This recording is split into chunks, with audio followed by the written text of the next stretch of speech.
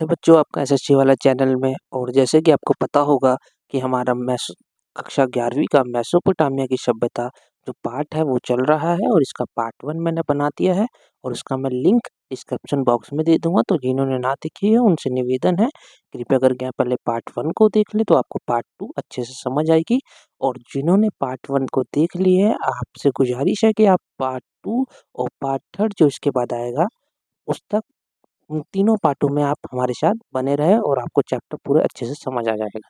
तो जैसे कि आज हम करने जा रहे हैं शहरीकरण का महत्व यानी कि अर्बनाइजेशन जो आए मेसोपोटामिया के अंदर उसका महत्व क्या था। तो सबसे पहली बात तो आपको ये पता होना चाहिए जो मेसोपोटामिया की सभ्यता है वो एक कांस्य युगीन सभ्यता है। यानी कि लगभग 3000 ईसा पूर्व में मेसोपोटामिया सभ्यता का जो उदय है वो हुआ।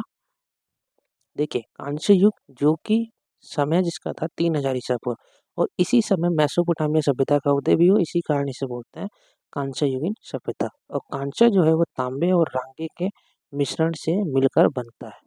तो अगर हम बात करें शहरीकरण की तो शहर और जो नगर होते थे मेसोपोटामिया के अंदर वहाँ पे बड़ी संख्या में लोग सिर्फ रहने के लिए ही शहर का यूज़ नहीं करते थे कि हम रह रहे हैं और इसीलिए हम उसे शहर कहेंगे, नहीं।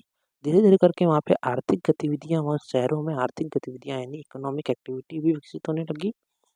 कस्बे बन वहाँ पे धीरे-धीरे करके कस्बे बसने लगे थे और शहरी अर्थव्यवस्थाओं में जो खाद्य उत्पादन था यानी जो आप बोलोगे जो फूड्स, ग्रेन्स वगैरह का जो प्रोडक्शन होता था वो धीरे-धीरे बढ़ने लगा। इसके अलावा व्यापार, उत्पादन और तरह-तरह की सेवाएँ भी वहाँ पे अपनी महत्वपूर्ण भूमिका निभाने लगी। नगर या गांव के अन्य लोगों द्वारा उत्पन्न वस्तुओं या दी जाने वाली सेवाओं पर क्या होता था, सेवाओं के लिए उन पर आश्रित होना पड़ता था। यानी कि वहाँ पे आपस में बराबर में लेन-देन होता रहता था। कहाँ पे? मेसोपोटामिया के शहरों के अंदर। वहाँ पे श्रम विभाजन होता था यानी डिवीज़न ऑफ लेबर होता था। मेसोपोटामिया के अंदर डिवीज़न ऑफ लेबर का मतलब है कि वहाँ पे प्रत्येक व्यक्ति एक अलग-अलग काम करता था और सब एक-दूसरे पर आश्रित होते थे। जैसे कि मान लीजिए अगर मैं कोई मार्कर बोलूँ, तो मार्कर का प्लास्टिक कोई और बना रहा है, इंक कोई और बना रहा है, ठीक है? उसे पैकेजिंग पूरी की पूरी कोई और कर रहा है, तो ये श्रम डिवीज़न आप कह सकते हो। इसके अलावा वहाँ पे सामाजिक संगठन भी होता था एक, सामाजिक संगठन जो नियंत्रण रखता था व्यापार वगैरह पे।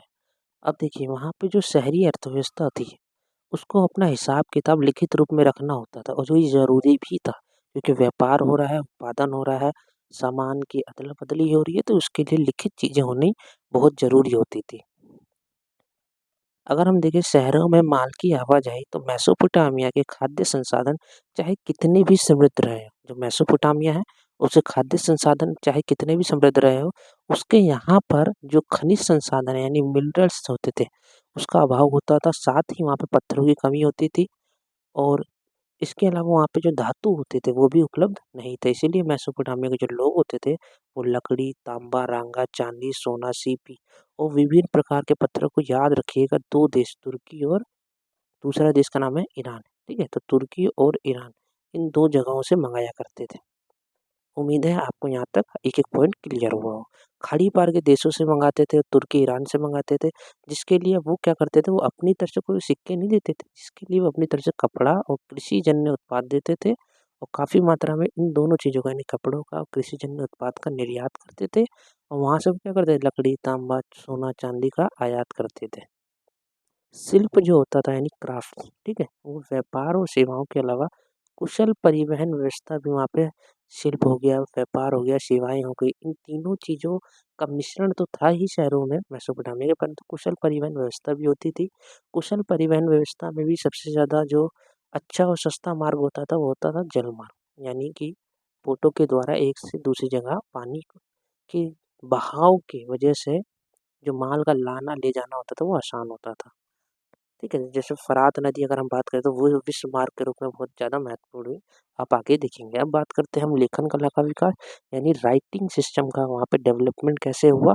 तो मेसोपोटामिया में जो पहली पट्टिकाएँ मिली, देखिए जो मेसोपोटामिया के लोग होते थे वो मिट्टी की पट्टिकाओं पर लिखते थे और वही मिट्टी की पट्टिकाएँ जो मिली हैं वो लगभग 3200 ईसा पूर्व की हैं और उन मिट्टी की पट्टिकाओं पे चित्र हैं, जैसे चित्र बने हैं और कई सारी संख्याएँ दी गई हैं। वहाँ पे लगभग पैलों, मछलियों और रोटियों आदि की लगभग 5000 सूचियाँ मिली हैं। तो इस प्रकार से आप देख सकते हैं किस प्रकार से चिन्ह और ये चित्र बने हुए हैं।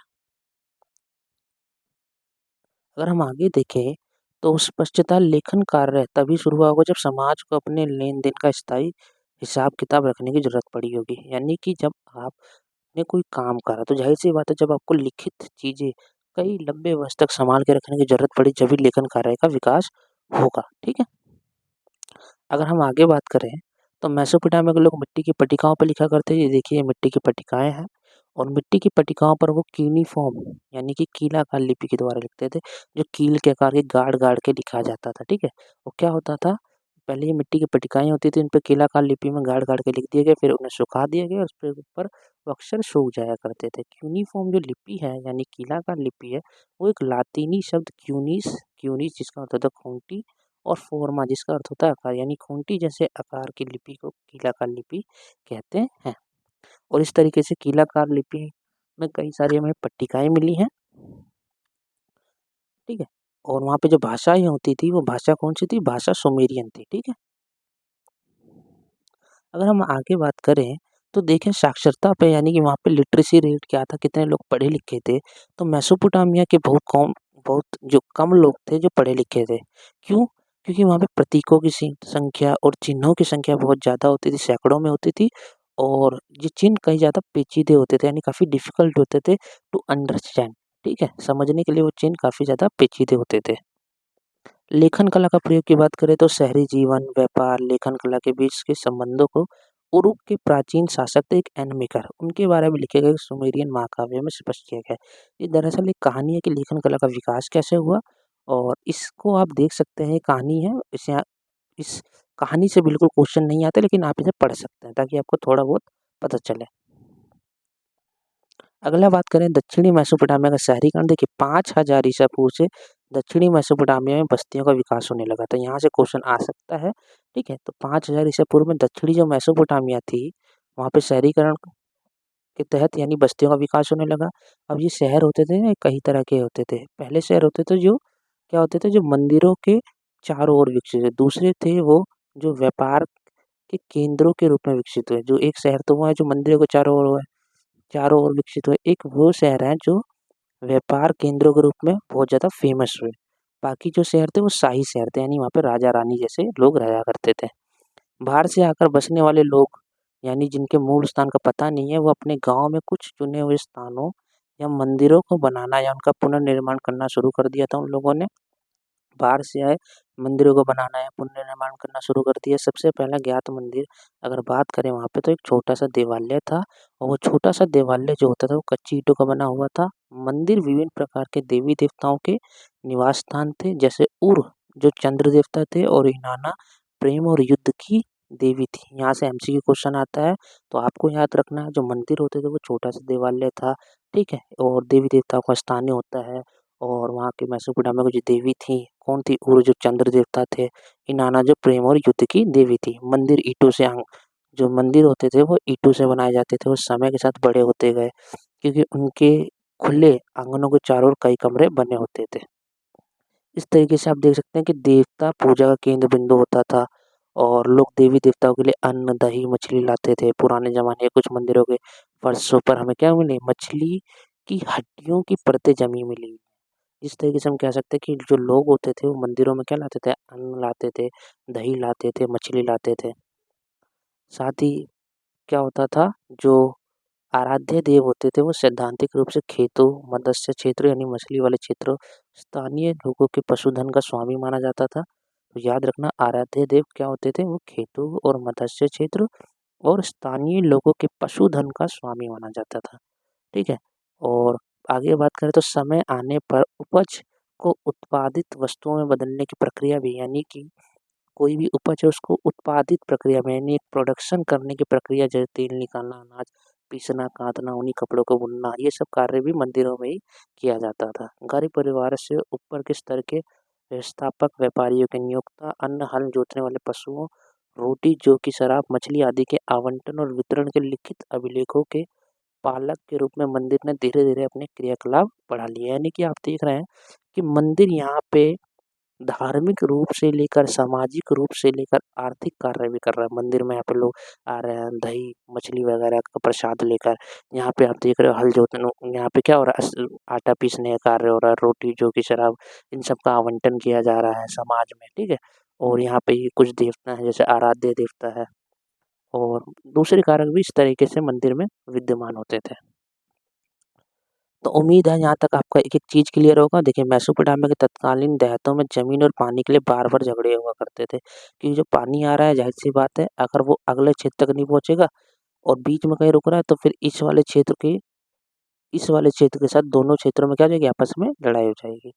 उम्मीद है यहाँ तक आपका एक-एक चीज़ क्लियर होगा और पार्ट 3 में मैं कोशिश करूँगा कि और अच्छे से हम इस चैप्टर को ख़त्म करवा दें। युद्धबंदी और स्थानीय जो लोग होते थे, उनको अनिवार्य रूप से मंदिर का अथवा प्रत्यक्ष रूप से शासक का काम करना पड़ता था।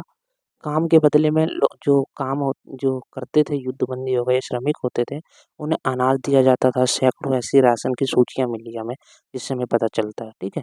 और इस तरीके से हम देखेंगे कि जो आगे जो टॉपिक है हमारा, वो है शहरी जीवन, और जिसको हम पार्ट 3 में कंप्लीट करेंगे। उम्मीद है आपको यहाँ तक समझ आया हो, एक-एक चीज़ समझ आई हो। पार्ट इस पूरे के पूरे फर्स्ट और सेकंड पार्ट को आप 2 बार, 3 बार अच्छे से देखिए। अच्छे से आपको बिल्कुल समझ आ जाएगा। बस आप चैनल के साथ बने रहिए और वीडियो को लाइक, सब्सक्राइब और शेयर कीजिए, और याद रखिए यहाँ पे ही मैं आपको एक-एक चीज़, आपको पेपर कैसे करना है, मोस्ट इम्पोर्टेंट क्वेश्चन, प्रश्न पत्र, हर चीज़ यहाँ पे मैं धीरे-धीरे करके अपलोड करूँगा। ठीक है? धन्यवाद आपका बहुत-बहुत।